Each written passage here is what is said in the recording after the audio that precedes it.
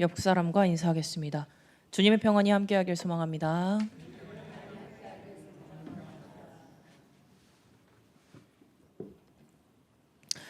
오늘 우리가 읽은 로마서 7장은 신앙생활을 하면서 누구나 한 번쯤 겪어보았을, 아니 어쩌면 지금 이 순간에도 겪고 있을 아주 깊은 내면의 갈등을 이야기합니다.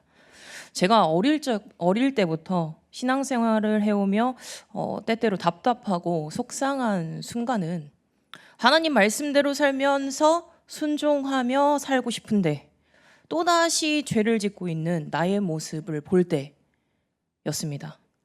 여러분은 언제 가장 속상하고 답답함을 느끼시나요?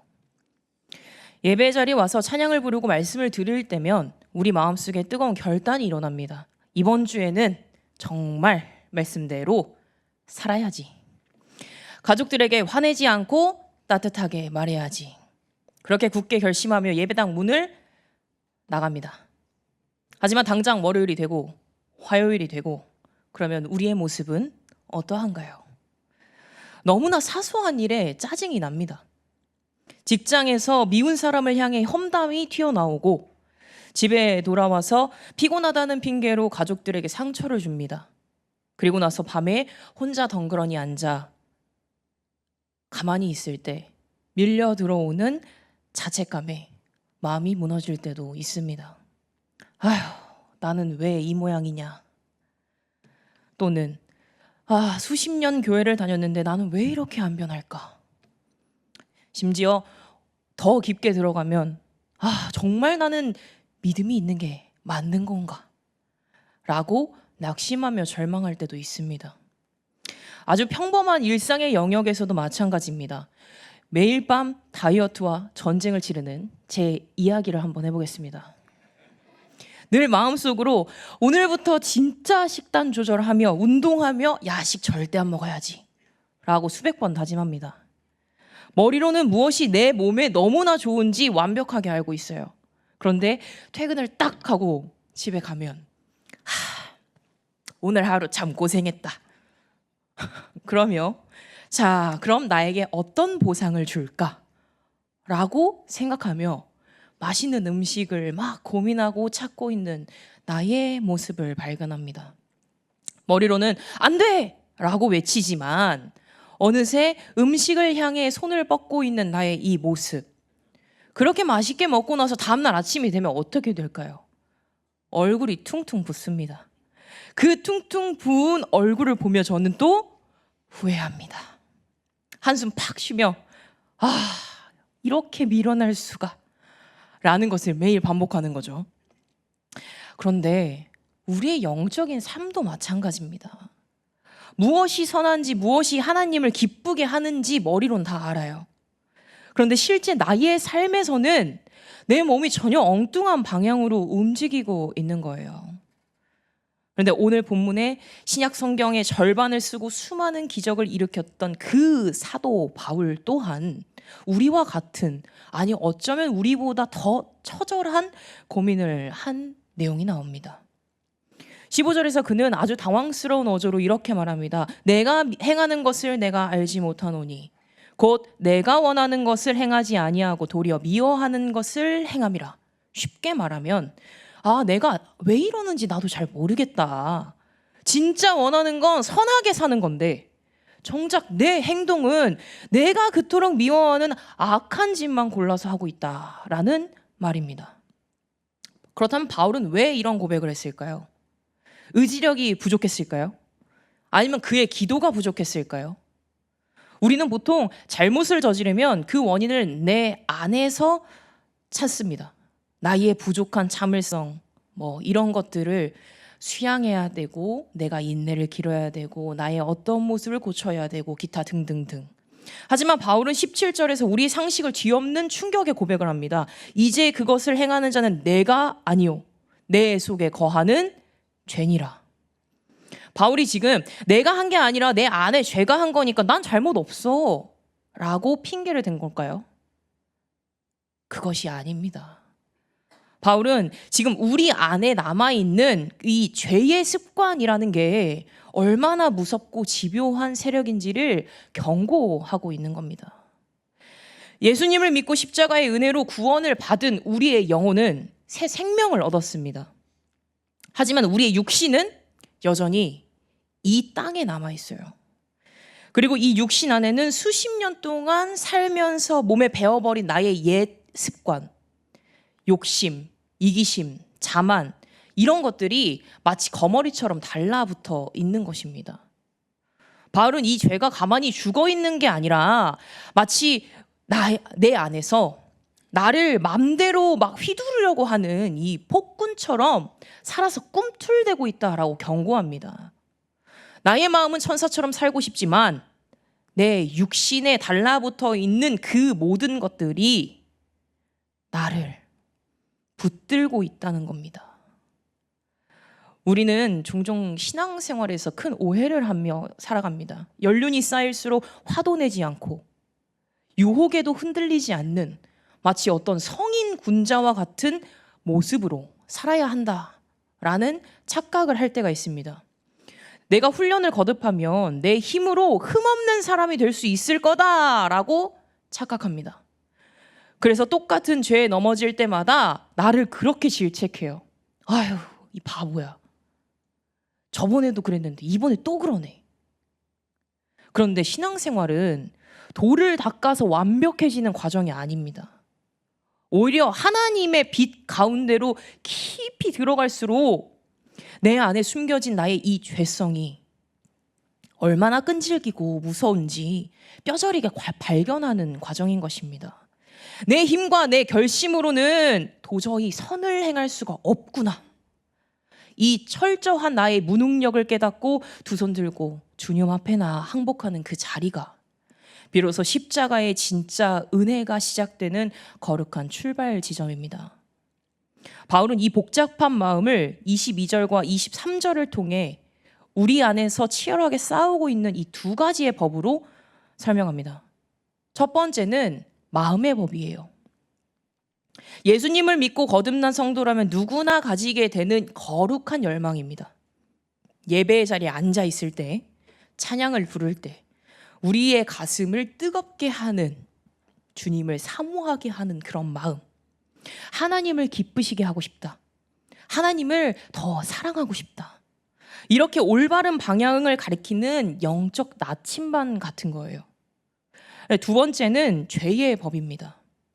십자가의 은혜로 새 생명을 얻었음에도 불구하고 오랜 세월 내 맘대로, 내 멋대로, 내 본능과 내 감정에 따라서 살아왔던 익숙한 나의 과거의 이 체질이 우리 몸에 그대로 남아있는 거예요.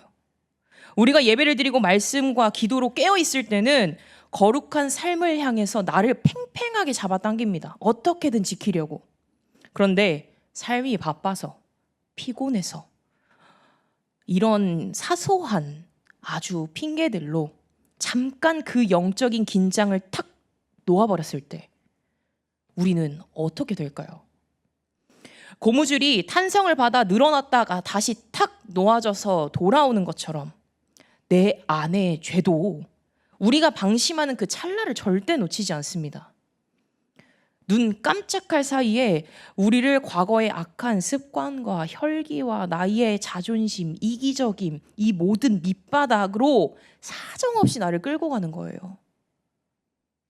단상에 서서 여러분에게 말씀을 전하는 목회자잖아요. 저 역시 매일 이 두 마음이 제 안에서 격렬하게 싸웁니다.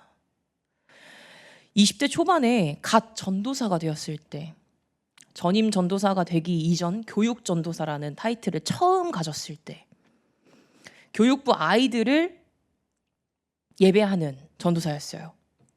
그런데 문득 어느 순간부터 설교를 할 수가 없는 거예요.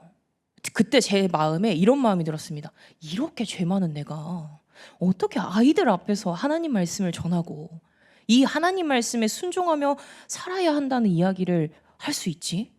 덜컥 겁이 나는 거예요. 그래서 도저히 강단에 서서 아이들에게 설교를 할 수 없었습니다. 그래서 제가 어떻게 했냐? 저의 솔직하게 이 사정을 말씀드리고 부장님께 몇 주간의 설교를 성경 이야기로 대체해달라고 했습니다. 마침 다행히 담임 목사님과 부장님께서는 그렇게 하게 해주셔서 몇 주간 저는 설교를 하지 못했습니다. 이렇게 제 안에 마음의 법이 충만할 때는 이 강단에 서서 저와 여러분이 하나님 말씀 앞에서 오직 승리하며 세상 밖으로 나와서 복음을 전하며 살아갑시다라고 당당하게 얘기할 수 있습니다. 그런데 그게 나에게 그런 힘을 주는 게 내 말이 아니라 하나님이 나에게 주시는 힘을 알기 때문이에요.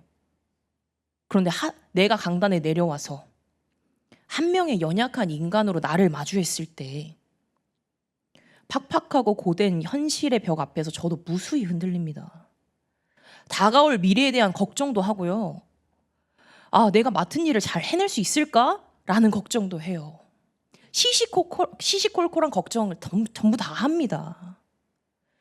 그렇게 걱정과 두려움이 가득할 때 저는 하나님을 온전히 신뢰하지 못하고 나의 인간적인 방법을 찾고 싶어 합니다.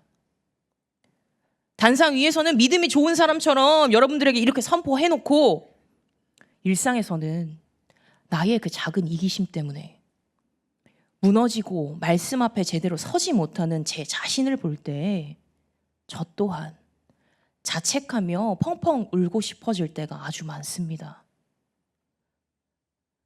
하지만 여러분, 우리는 이 지금 가지고 있는 우리의 관점을 바꿀 필요가 있습니다.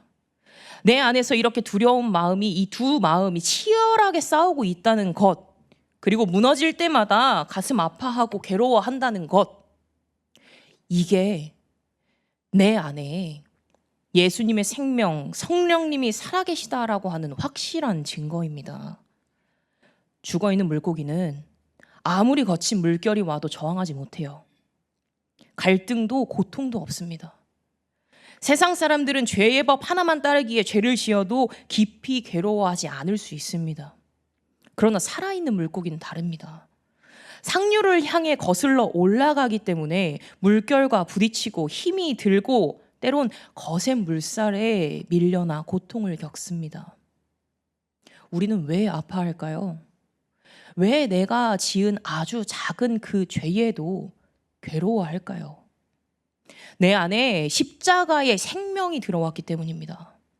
이전에 아무렇지도 않았던 일들이 내 안에 성령님이 계시기 때문에 불편하고 아프기 시작하는 거예요. 갈등하고 괴로워하시는 분들이 계십니까? 오히려 기뻐하고 감사하시기 바랍니다. 여러분의 영혼은 지금 살아 숨쉬고 있는 거예요. 그러니 실패한 자신을 향해 돌 던지지 마시고 치열한 영적 전투에서 피 철철 흘리며 싸우고 있는 스스로를 대견하게 생각하세요. 안아주세요. 그런데 바울은 여기서 그치지 않아요. 갈등하는 것 자체가 좋으니까 여기서 만족하자라고 끝내지 않아요. 이 끝없는 전쟁터에서 이리 치이고 저리 치이던 바울이 마침내 한계에 부딪히고 탄식을 내뱉습니다. 오호라 나는 곤고한 사람이로다. 이 사망의 몸에서 누가 나를 건져내랴. 여기서 이 사망의 몸이라는 것이 고대 로마 시대의 끔찍한 사형 제도를 빗댄 무서운 은유입니다. 그 당시 살인 제도 중엔 살인범 등에 그가 죽인 시체를 꽁꽁 묶어서 시체에서 나오는 도끼와 썩은 물이 이 산 사람에게 스며들어 함께 썩어 죽어가게 하는 제도가 있었어요. 바울은 지금 자신이 그런 처지다 라고 부르짖는 겁니다. 나는 거룩하게 살고 싶은데 내 등에 이 썩어 문드러진 나의 이 죄의 습관들이 시체처럼 거머리처럼 달라붙어 있구나. 내 힘으로는 도저히 어쩔 수가 없다. 이것이 인간의 한계입니다. 하나님은 우리가 그래도 신앙생활 오래 했으니 내 의지로 잘 살 수 있다. 이 얄팍한 교만을 버릴 때까지 우리를 몰아가십니다. 바닥까지 떨어져 단 1%도 내 힘으로 거룩해질 수 없음을 고백하고 인정할 때 하나님 도와주세요. 하나님, 저는 아무것도 할 수 없습니다. 두 손 두 발 다 들고 이 항복할 때 그 무너짐의 자리에서 하나님은 비로소 우리를 안으십니다. 하나님은 나의 삶 전부를 드리길 원하세요. 우리의 복음은 결코 절망에 빠지지 않습니다.